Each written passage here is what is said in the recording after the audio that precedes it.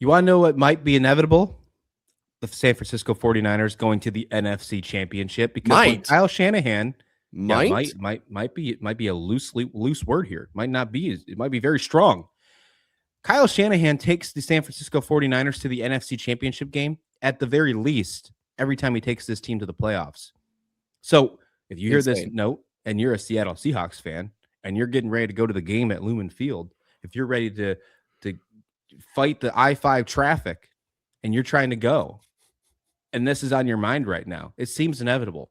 The San Francisco 49ers seem inevitable this year with all the injuries. George Kittle tearing his Achilles last week. Of course, no Bosa, no Pearsall, no Warner, no Ayuk. There's a lot of crazy things happening with the San Francisco 49ers, but it doesn't seem to matter. They are the definition of next man up. Yeah, and they are. They find a way to win football games.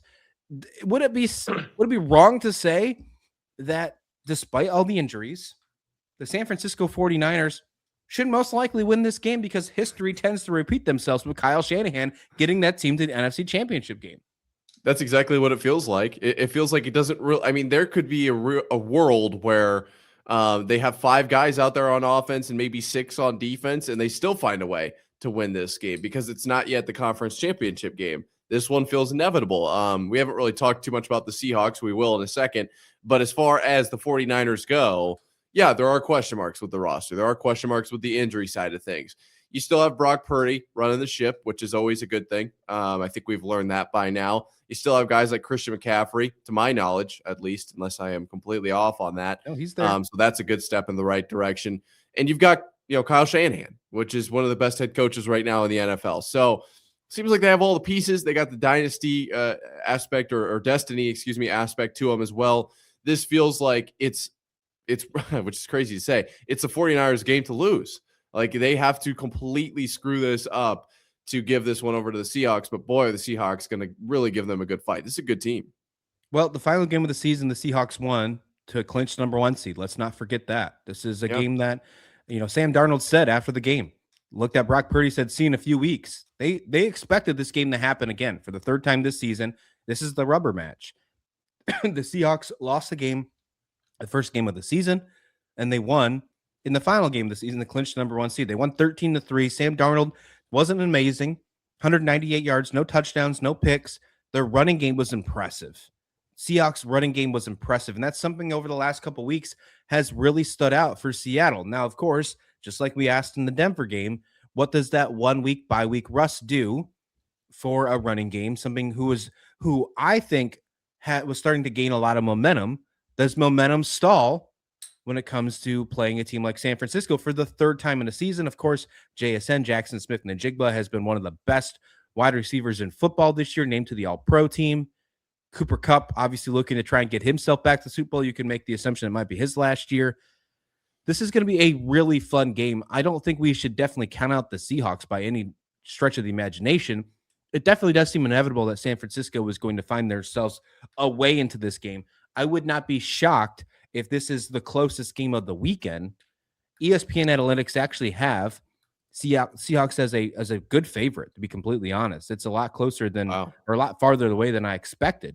It's I think it's a 60-40 for Seahawks. Goodness gracious.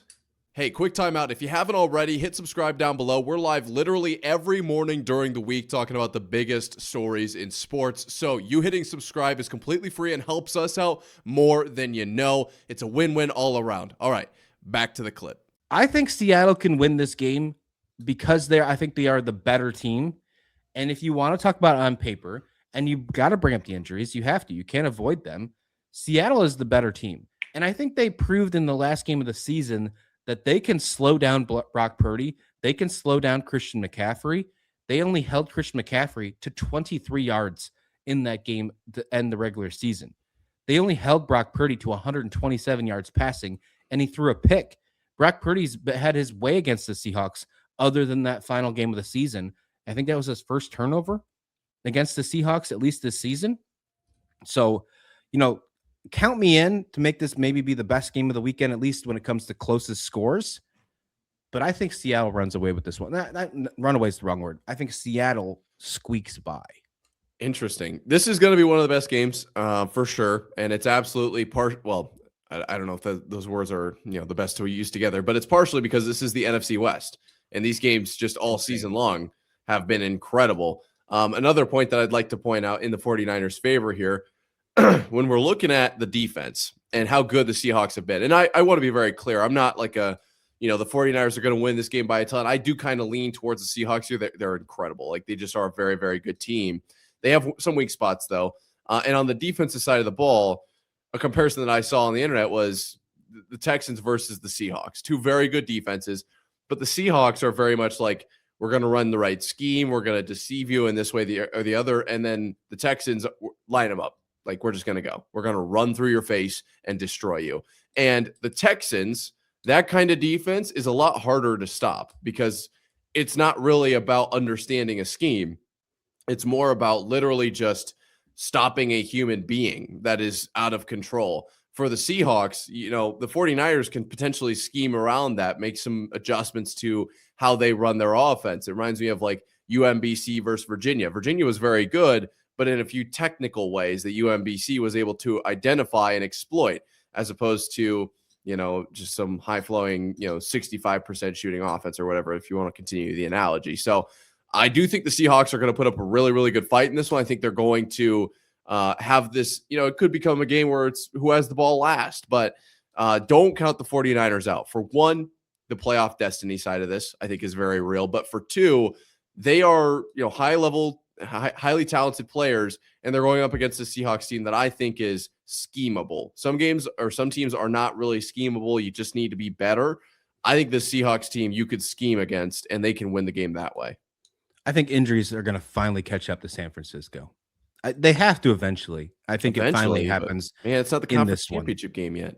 Right, you're right. I'm leaning towards Seahawks here, and I'm going to say this. I think the X factor of this game is not Brock Purdy. It's not CMC. It's not JSN. It's not Sam Darnold. Rashid Shaheed is going to be the X factor in this football game. Maybe a special teams win, man. Maybe a deep ball. That's what I'm going with here. I think that this game is close. Maybe even another close, like 13-3 game like we had at the end of the regular season. I think a little more high scoring, though.